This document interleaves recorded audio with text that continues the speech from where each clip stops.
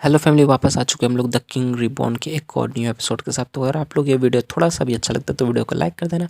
हमारे channel God मांगा PT तो चैनल को सब्सक्राइब कर देना और कोई भी एक प्यारा सा कमेंट कर देना। तो एपिसोड में स्टार्टिंग में हम लोग को बताया जाता है कि वो जो ड्रैगन है वो ब्लैक ड्रैगन मुरक्रान होता है और जो मुरक्रान माउंटेन है वो इसी के नाम पर रखा गया है कुछ। और सबसे ज़रूरी बात यह है जो मुरक्रान ड्रैगन है, ब्लैक ड्रैगन, वो इतना ज़्यादा पावरफुल है कि इस दुनिया पे वो काफ़ी सालों तक राज करते रहता था। लेकिन फिर भी हज़ारों साल पहले मुरक्रान एक फाइट में हार गया था रून कंडल के जो फर्स्ट किंग थे तैमूर रून करान के हाथों से। और उसके बाद ये कहा जाता था कि मुरक्रान जो है वो इस माउंटेन को छोड़कर, इस स्टॉर्म कास्टल को छोड़ के कहीं डीप स्लम्बर में, गहरी नींद में चला गया। लेकिन फिर भी मुरक्रान जो है वो हम लोग कहीं नहीं भी नहीं है, बल्कि ये जो मुरक्रान है ये हमारे फर्स्ट किंग का एक गार्जियन ड्रैगन और एक दोस्त भी हुआ करता था।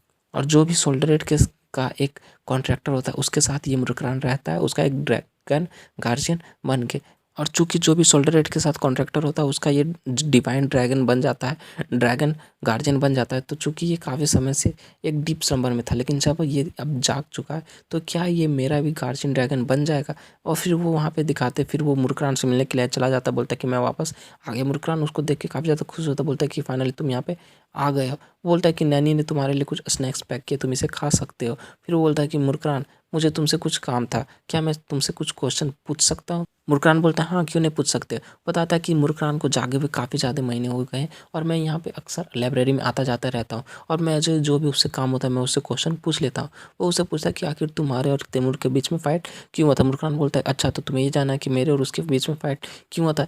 मुझे ये तो जो घटना की तुम बात कर रहे हो वो काफ़ी हज़ारों साल पहले हुई थी, मुझे तुम सबके बारे में कुछ भी याद नहीं है। फिर जिन बताता है कि मुझे मुरक्रान से मिलते हुए इतना ज़्यादा वक्त हो गया, इसलिए मुझे इसके बारे में एक चीज़ तो पता चल गई है कि इसे स्ट्रॉबेरी खाना काफ़ी ज़्यादा पसंद है और वो भी स्ट्रॉबेरी पाइस। मुरक्रान उस स्ट्रॉबेरी पाइस को गिनते हुए बोलता है कि 1 2 3 4 ऐसा गिनते हुए बोलता है मात्र 7, तूने मात्र 7 स्ट्रॉबेरी को लाया। बताता है हाँ बस इतने ही थे मेरे पास। वो स्ट्रॉबेरी के पीछे पागल होता है, उसे स्ट्रॉबेरी चाहिए चाहिए था। वो बोलता है कि अच्छा ये बताओ कि तुम यहाँ पे आए कैसे और तुम यहाँ पे क्यों आए थे। जिन मार्करम को बताता है कि मैं यहाँ पे लाइब्रेरी में हमेशा इसलिए आता हूँ क्योंकि मैं सारे बुक का जो भी टेक्स्ट होता है, जो भी टेक्निक है, उस सब को कॉपी करके अपने पास रख लेता हूँ। क्योंकि मैं यहाँ से कभी ना कभी तो इस टॉम से बाहर निकलूँगा, जो भी स्ट्रॉम कास्टल इससे बाहर निकलूँगा, तो मैं इन सारे बुक को अपने साथ ले जा नहीं सकता, इसलिए मैं सबको कॉपी करके अपने पास रख लेता। बोलता है अच्छा ऐसी बात है, लेकिन क्या तुम्हें इन सब बातों की समझ आती, मतलब कि जो भी टेक्निक इस बुक में लिखे हुए वो सब समझ में आता है। बोलता है कि हाँ सब तो नहीं, लेकिन फिर भी मैं 30% तक समझ जाता हूँ। बताता है कि ठीक है, तुम्हें ज़्यादा अपसेट होने की बात नहीं, क्योंकि जो तुम अपनी उम्र के हिसाब से कर रहे हो वो काफ़ी ज़्यादा करे। अगले को मतलब बहुत सारे लोगों को तो इसका 1% भी समझ में नहीं आता, लेकिन फिर भी ये नॉर्मल केस है, तुम इसे समझ सकते हो। जिन जो होता है वो बताता है हाँ ये नॉर्मल लगेगा, लेकिन मैं एक रून कैंडल क्लैन से बिलोंग करता हूँ और यहाँ पे जो भी है मेरे लिए सबसे कम एक्सपेक्टेशन है एक किंग बनने की, क्योंकि मेरे जो है मेरे से 12 ऐसे बड़े बड़े भाई और बहन हैं और इन भाई बहन को तो अगर मैं साइड में कर दूँ फिर भी मेरे बाप है जो कि एक किंग है, मदर है और बहुत सारे एल्डर्स है जो कि मुझे इतनी आसानी से एक किंग बनने नहीं देंगे। इसलिए मुझे अपनी मतलब कि जो सक्सेस है उसे अचीव करने के लिए काफ़ी ज़्यादा मेहनत करना होगा और ताकि मैं उन सबको सरपास करके एक किंग बन सकूँ। जिन मुरक्रान से बोलता है अगर मेरी जगह यहाँ पे फर्स्ट किंग होता तो वो इस बुक को कितना ज़्यादा मतलब कि समझ पाता। वो ये इसलिए पूछता है क्योंकि वो चाहता है कि मैं अपने आप को उससे कंपेयर कर सकूं, हिस्ट्री के सबसे ज़्यादा पावरफुल बंदे से कंपेयर कर सकूं, आखिर देख के तो मैं उसके सामने कितना हूँ। जो मुरक्रान होता है बताया जाएगा कि अगर तुम तैमूर के बारे में पूछ रहे हो तो जब वो तुम्हारी उम्र का था तो उसका इस बुक का एक सिंगल सेंटेंस भी समझ में नहीं आता था। उसकी ये बात सुन के जिन काफ़ी ज़्यादा शौक हो जाता है, बोलता है क्या सिंगल सेंटेंस भी नहीं। लेकिन फिर मुरक्रान बोलता है कि लेकिन थ्योरी का इन सब से रियल बैटल से कोई भी लेना देना नहीं है, क्योंकि थ्योरी और रियल बैटल में काफ़ी ज़्यादा फर्क होता है। जब वो मुझसे फाइट कर रहा था तो बिना बुक पढ़े, एक सिंगल लाइन भी पढ़े हुए इतने अच्छे से फाइट कर रहा था जैसे कि वो एक हज़ारों साल से रेडी किया हुआ एक वेपन हो, वो काफ़ी अच्छे से फाइट कर रहे होगा। लेकिन तुम्हारे पास चूंकि तैमूर का एक टैलेंट भी है और अभी तुम तैमूर के लेवल पे नहीं पहुँचे हो। फिर जो जिन होता है बताता है अच्छा ऐसी बात है तो क्या मैं कभी भी उसके फर्स्ट किंग के लेवल पे पहुंच पाऊंगा। थोड़ी देर सोचने के बाद मुरक्रान जो होता है वो बताता है नहीं, तुम कभी भी नहीं पहुँच सकते। ये सुन के जिन काफ़ी ज़्यादा उदास हो जाता, काफ़ी ज़्यादा शॉक हो जाता। लेकिन फिर तैमूर बताता है कि तुम जो एक सोल्डरेट की कॉन्ट्रैक्टर हो, जो कि तैमूर भी था, इसलिए तुम्हारे पास भी वैसे ही पावर आ जाएंगे। लेकिन तैमूर कभी भी बुक नहीं पढ़ता था, लेकिन तुम एक बुक पढ़ सकते हो, तुम्हारे पास अपना दिमाग है। इसलिए अगर तुम अभी से एक छोटे से उम्र से काफ़ी ज़्यादा ट्रेनिंग करो और काफ़ी ज़्यादा पेशेंस के साथ सब कुछ को प्रैक्टिस करते हुए चलो, तो मुझे ऐसा लगता है कि तुम उसके बराबर, तैमूर के बराबर पावरफुल बन सकते हो, स्ट्रॉन्ग बन सकते हो। इसलिए मुझे लगता है कि तुम्हें काफ़ी ज़्यादा प्रैक्टिस करना चाहिए। जिन बोलता है अच्छा, तो तुम्हें क्या ऐसा लगता है कि मैं कभी उसे सरपास कर पाऊंगा? बोलता है ऑफ कोर्स तुम उसे काफ़ी आसानी से सरपास कर सकोगे, क्योंकि तुम भी एक सोल्डरेट के कॉन्ट्रैक्टर हो। तो क्या तुम्हें ये पता है कि सोल्डरेट का निकनेम क्या था? पता था कि सोल्डरेट का nickname the infinite, it's infinite था। मतलब कि उसको इन्फिनाइट भी कहा जाता था, क्योंकि सोल्डरेट का पावर का कोई भी लिमिट नहीं था, इसलिए उसे इन्फिनाइट कहा जाता था। और चूंकि तुम उसके कॉन्ट्रैक्टर हो, तो तुम्हारे भी पावर का कोई भी लिमिट नहीं होने वाला। इसलिए तुम्हें अपने आप को कमज़ोर समझने की ज़रूरत नहीं है, तुम भी काफ़ी ज़्यादा पावरफुल हो। मैं तुम्हें एक नई न्यू स्किल सिखाऊंगा, जिसकी वजह से तुम्हें काफ़ी अच्छा फील होगा। साथ ही वो उसके पीठ पे पंच करते हुए मारता है। ये देखने के बाद जिन बोलते हैं आखिर तुम यहाँ पे कर क्या रहे हो? मरकान जो होता है वो बताता है कि तुम्हारा स्पिरिचुअल एनर्जी रिलीज करने की टेक्निक को अवेकन कर रहा हूँ। मरकान बताता है ये एक ऐसा स्किल है जिसको तुम्हें मास्टर करना होगा अगर तुम स्पिरिचुअल पावर को यूज करना चाहते हो। जिन्नू जो होता है उसकी बातों को बस सुन रहा था। फिर मरकान बताता है कि ये तो बस शुरुआत है। तुम स्पिरिचुअल एनर्जी को काफ़ी अच्छे से यूज करना चाहते हो, तो तुम्हें काफ़ी ज़्यादा प्रैक्टिस करना होगा, प्रॉपर ट्रेनिंग भी करना होगा, जिसके लिए तुम्हें काफ़ी ज़्यादा वक्त लगेगा। इसलिए तुम आराम से जाओ और इसे सीखो। इसके लिए भले कितना भी ज़्यादा टाइम लगे। जिन बोलता है ठीक है, मैं आपकी बात को समझ गया, लेकिन मरकान क्या मुझे ये सब करने की ज़रूरत है? बोलता है क्या, तुम्हारे कहने का क्या मतलब? तुम्हें सबसे पहले माना रिलीज को सीखना होगा।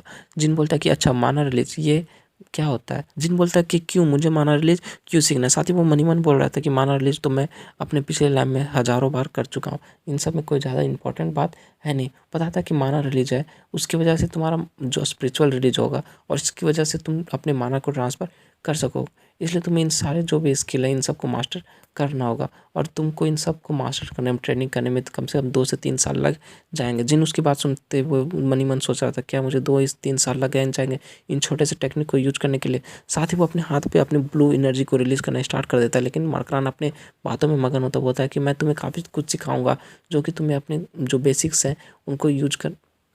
मरकरान जिन से बोलता है कि मैं तुम्हें कुछ भी नहीं सिखा सकता अगर तुम्हें बेसिक नॉलेज भी ना हो पावर्स के बारे में, स्पिरिचुअल पावर के बारे में। अगर तुम चाहो तो तुम इन सब को नोट डाउन कर सकते हो, जो जो मैं बोल रहा हूँ। सीन जो होता है वो बताता है क्या तुम इस बारे में बात कर रहे हो कि क्या मुझे इन सब को सीखना होगा? साथ ही वो अपने हाथ में उस एनर्जी को रिलीज किए हुए रहता है। उसको ये देख के जो मरकरान होता है वो काफ़ी ज़्यादा शौक हो जाता है। बोलता है क्या क्या तुम ऐसा कैसे कर सकते हो? जिन बोलता है कि मैं तो ऐसा काफ़ी पहले से कर पा रहा हूँ, ये तो काफ़ी ज़्यादा आसान है। मरकान बोलता है कि अब मुझे ये मत बोलना कि तुम माना ट्रांसफ़र भी कर सकते हो। लेकिन जिन उसको माना ट्रांसफ़र भी करके दिखा देता है। ये देख के मरकान काफ़ी ज़्यादा शौक हो जाता है। बोलता है कि मैंने कभी सोचा नहीं था, तुम तो पूरे के पूरे रून कैंडल क्लैन के सबसे ज़्यादा ब्रिलियंट, सबसे ज़्यादा एक्सीलेंट स्टूडेंट बंदे हो। तुम तो सच में एक टैलेंटेड बंदे हो। सोल्डरेट ने तुम्हें जो उनकी कोई भी गलती नहीं की। हेलो फैमिली, वापस आ चुके हैं हम लोग द किंग रिबॉर्न के एक और न्यू एपिसोड के साथ। तो अगर आप लोग ये वीडियो थोड़ा सा भी अच्छा लगता है तो वीडियो को लाइक कर देना। हमारे चैनल गॉड मांगा पीटी हो तो जिन काफ़ी खुश हो जाता है, बोलता है कि फाइनली मुझे स्पिरिचुअल रिलीज दिखने वाला है, स्पिरिचुअल पावर दिखने वाला है। क्योंकि स्पिरिचुअल पावर जो वो शैडो से आता है, वहाँ पे दिखाते हैं मरकान के नीचे जो शैडो होता है वो इधर उधर हिलना स्टार्ट हो जाता है। बताता है कि जो भी शैडो तुम्हारे इस वर्ल्ड में है वो सोल्डरेट के पावर से ही निकली है, इसलिए तुम उन सारे शैडो को कंट्रोल कर सकते हो। वहाँ पे दिखाते हैं जितने भी शैडो होते हैं वो मरकान की तरफ बढ़ना स्टार्ट हो जाता है। बताता है कि जो सोल्डरेट है वो सारे के सारे शैडो का मास्टर है इस दुनिया में, इसलिए जो भी सोल्डरेट कहता है, सोल्डरेट का जो कॉन्ट्रैक्टर चाहेगा वही शैडो करेंगे। मरकरान जिनसे बोलता है कि चलो बच्चे, तुम भी ऐसा कर सकते हो, अगर तुम चाहो तो तुम भी एक मास्टर ऑफ ऑल शैडोज बन सकते हो। क्या तुम्हें ये सब बनना है? साथ ही वो बताता है इसी को स्पिरिचुअल रिलीज कहते हैं, तुम ऐसा कर सकते हो। जिन काफ़ी ज़्यादा खुश हो जाता है, बोलते हैं कि हाँ मैं ऐसा कर सकता हूँ। साथ ही में नेक्स्ट सीन एक फॉरेस्ट की तरफ का दिखाया जाता है, दूसरी तरफ का दिखाया जाता है। वहाँ पे लूना होती है, उसके पास एक जो बंदा होता है उसका सिपाही होता है। वो बताता है मिस लूना, हमारा जो ये एरिया था ये भी क्लियर हो चुका है, और हमारा जो अगला मिशन है वो यहाँ से, मतलब हम लोग को लगता है कि 3-4 एरिया को और 5 एरिया को क्लियर करने के बाद कंप्लीट हो जाएगा। लूना बोलती है चलो ठीक है, लेकिन मुझे लगता है कि इन सब काम को करने में हम लोग को लगभग 4 महीने का वक्त लग जाएगा। इसलिए सारे नाइट को जाके बोल दो कि थोड़ी देर तक आराम कर ले, उसके बाद हम लोग दोबारा से अपने डेंजन रेड को आगे बढ़ाएंगे। फिर बोलती है कि लेकिन मुझे तुमसे एक इंपॉर्टेंट क्वेश्चन पूछना है। वो सोल्जर वहीं पर रुक जाता है, बोलता है कि यस मैम बताइए क्या पूछना है। वो पूछती है कि 9 साल के बच्चे को आखिर क्या पसंद आ सकता है? 9 साल के बच्चे यानी समझ रहे हो ना, वो जो है जिनके बारे में सोच रही होती है। साथ ही वहाँ उसके पास एक बहुत बड़ा ब्लेड होता है। वो ब्लेड क्या है पता नहीं, लेकिन बहुत बड़ा होता है। और इसके साथ हमारा जो एपिसोड है ये एपिसोड यहीं पे ख़त्म करते हैं। नेक्स्ट एपिसोड में हम लोग देखेंगे कि वो उसके लिए गिफ्ट क्यों लेना चाहते थे। तो अगर आप लोग का एक्सप्लेनेशन अच्छा लगा तो वीडियो को लाइक कर देना, चैनल पे नहीं हो तो चैनल को सब्सक्राइब कर देना और कोई भी एक प्यारा सा कमेंट कर देना। तो मिलते हैं नेक्स्ट वीडियो के साथ, तब तक के लिए bye bye, stay happy, spread love.